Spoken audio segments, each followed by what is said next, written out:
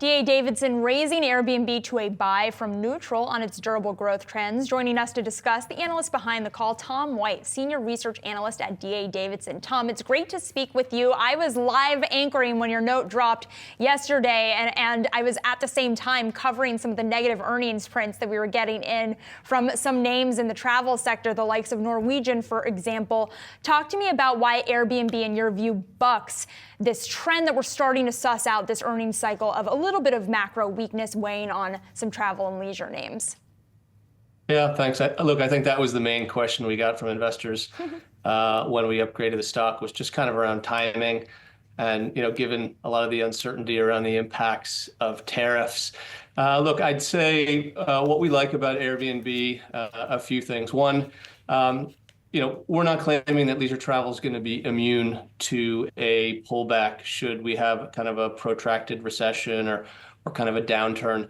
We certainly saw a decline in leisure travel spending during the great financial crisis, which is kind of a data set we looked at closely. Overall leisure travel spending in developed countries was down right around 10% during that period. But if you look at the online travel companies, which is what we cover, those companies were quite resilient. At their back, they had share gains helping them perform better. They had the migration of just bookings from offline channels to online channels. So, during that period, you saw the big companies at that time, like Priceline and Expedia, actually managed to grow each of the major years through the great financial crisis. In Airbnb's case, we think their business is going to prove relatively resilient as well. In alternative accommodations, you're still in the relatively earlier innings of this migration of spending from offline channels to online. In Airbnb's case, also over the last couple of years, they've made a lot of progress addressing affordability on the platform. So they've been able to hold prices on average generally flat to down slightly, whereas hotels have been up quite a bit. So we think both of those things will help the company perform relatively better kind of during this uncertain period. And Tom, my guest host Mark has a question for you.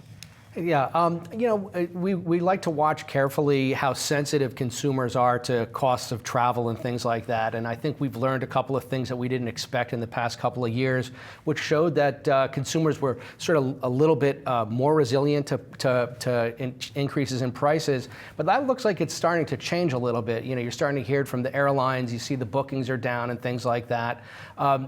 Consumers seem like they're getting a little bit more sensitive to prices, especially when it comes to travel. Do you see that trend continuing? And if so, how long will something like that last, assuming that we don't end up in a recession?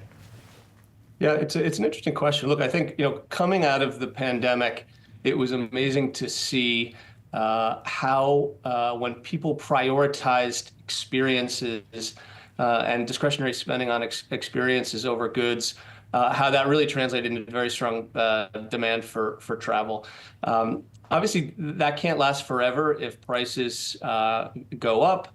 But so far, we haven't seen much of a deterioration, at least in the spending trends, again, on these big online platforms, who I think are just benefiting from secular tailwinds around just how consumer behavior is changing. You mentioned some of the airline results and how some of the commentary there has been mixed.